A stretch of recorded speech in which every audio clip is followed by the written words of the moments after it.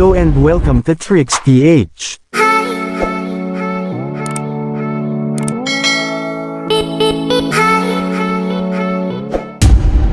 So kung bago ka lang, or ngayon ka palang napadaan, sa channel na ito ay nag-a-upload po ako ng mga tips and tutorials about Facebook, Messenger tricks, Android phone, cellphone tricks at marami pang iba. So kung palagi kang gumagamit ng cellphone, ay bagay po sa iyo ang channel na ito, at ngayon pa lang po ay na-appreciate ko na ang iyong suporta.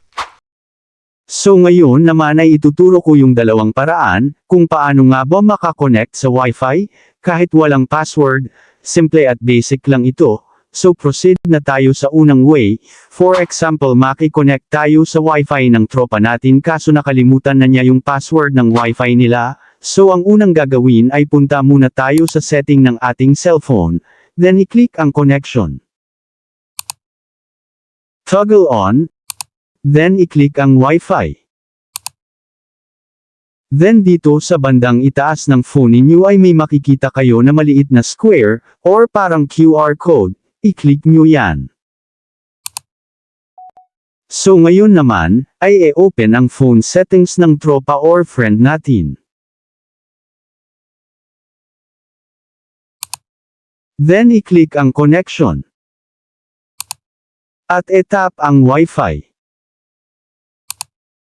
Then i-click ang Wi-Fi settings. Then sa bandang ibaba ng phone, ay may makikita kayong QR code, e-tap nyo lang yung QR code then itapat sa square sa screen ng phone ninyo. Then once na ma-detect na, ng phone nyo yung QR code, ay automatic na makakonect ang phone natin sa Wi-Fi ng tropa or friend ninyo.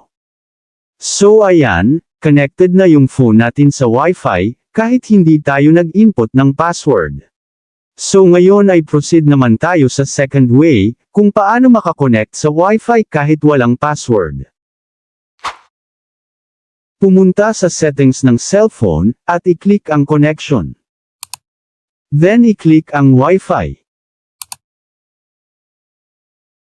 Then dito sa Wi-Fi ng phone, ay scroll up nyo lang, at hanapin sa bandang ibaba ang advanced settings.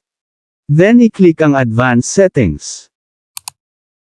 Then scroll up lang, at sa ibaba ay makikita natin ang WPS connection.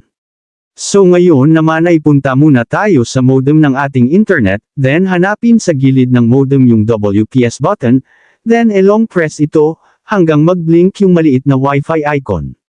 Then punta naman tayo sa ating phone at pindutin ang WPS connection.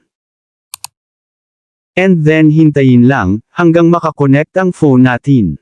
So ayan, connected na siya, ganyan lang po kadali makakonect sa Wi-Fi, kahit walang password. So alin po sa dalawang way ang mas madali at gumana sa phone nyo? E-comment lang po sa ibaba.